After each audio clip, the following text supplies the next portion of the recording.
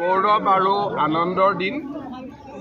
ব্ৰহ্মপুত্ৰৰ ওপৰত 8 কিলোমিটাৰ আমাৰ মথাউৰি স্থায়ী গৰাখহনীয়া প্ৰটেকশ্যনৰে সৈতে আমি নিৰ্মাণ কৰিম আৰু আহিবলগীয়া দিনবিলাকত বাকী অংশও আমি নিৰ্মাণ কৰিম। ইয়াৰ উপৰিও ঢকুৱাখানাত লখিমপুৰ মেডিকেল কলেজ হোৱাৰ পিছত লখিমপুৰত জিলা চিকিৎসালয় নাছিলে। আজি আমি ঢকুৱাখানাত 200খন বিচনাযুক্ত জিলা চিকিৎসালয় নিৰ্মাণৰ কামো আৰম্ভ কৰিছোঁ। আমাৰ ঢকুৱাখানাৰ ঐতিহ্য, অসমৰ ঐতিহ্য, ফাট বিহুৰ স্থায়ী মঞ্চ অতিথিশালা নিৰ্মাণৰ বাবেও আজি আমি এখন আঁচনি আৰম্ভ কৰিছোঁ।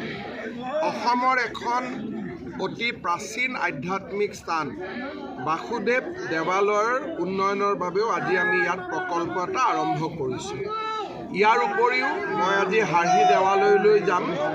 তাৰ উপৰিও বগীবিলৰ পৰা মাজুলী পৰ্যন্ত সমগ্ৰ মথাউৰিটো আমি ষ্টেট হাইৱে হিচাপে ডিক্লেয়াৰ কৰিম। পিছত যাতে যোৰহাট আৰু ডিব্ৰুগড়ৰ মাজত এই ৰাস্তাটো এটা মেৰুদণ্ড হৈ পৰিব পাৰে।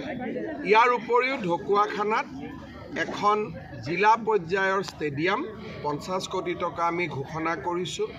কোল্ড ষ্ট'ৰেজ এটা আমি নিৰ্মাণ কৰিম।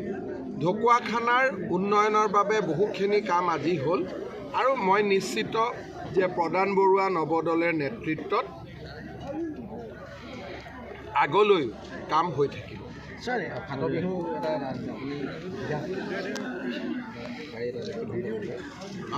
মই যেতিয়া ফাট বিহু চাব আহিছিলোঁ 2 বছৰ আগত, মই সঁচাকৈ অভিভূত হৈছিলোঁ দেখি, আৰু তেতিয়াৰ পৰাই আমি প্ৰকল্পটো নিৰ্মাণৰ বাবে লাগি আছিলোঁ। নৱদলে ধুনীয়াকৈ প্লেন এষ্টিমেট আজি বনাই দিলে আৰু এতিয়া আমাৰ কাম আৰম্ভ হ'ল।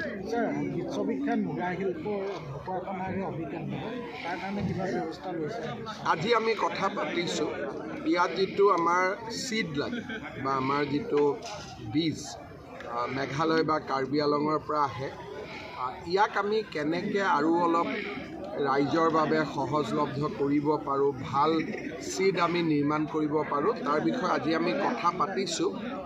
মই ৰেচম বিভাগক শক্তিশালী কৰিম যাতে মুগা শিল্পটোক আমি জীয়াই ৰাখিব পাৰোঁ।